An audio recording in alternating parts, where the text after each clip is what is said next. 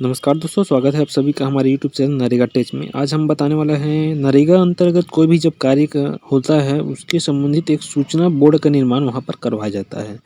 एक तो दो तरीके से काम होते हैं, सामुदायिक काम होता है या हितग्राही मूलक काम होते हैं। इसमें सामुदायिक कार्य के लिए सूचना पटल किस प्रकार से निर्माण किया जाता है, क्या क्या महत्वपूर्ण चीज़ें उसमें रहती है, सब आपको आज बताने वाले हैं।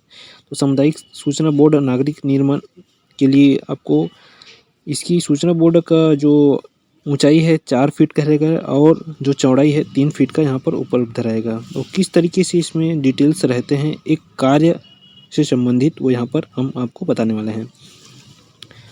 तो जो चौड़ाई है यहाँ 3 फीट का दिखाई देगा, ऊंचाई जो है 4 फीट का रहेगा, जिसमें आपको काम का नाम, कार्य की लागत राशि, कार्य की प्रारंभिक राशि, विकासखंड, ग्राम पंचायत का नाम, प्रतिदिन मजदूरी,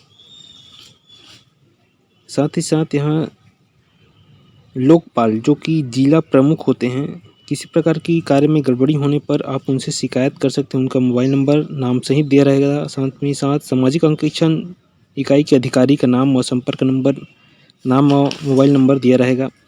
टोल फ्री जिले का रहेगा और राज्य का भी टोल फ्री नंबर यहाँ पर उपलब्ध रहता है। किसी प्रकार की दिक्कत या समस्या होने पर आप इसमें लगाकर अपनी समस्या दर्ज करा सकते हैं। इसी प्रकार हम हितग्राही मूलक कार्य का भी आगे देख लेते हैं, किस तरीके से उसका सूचना बोर्ड का निर्माण होता है।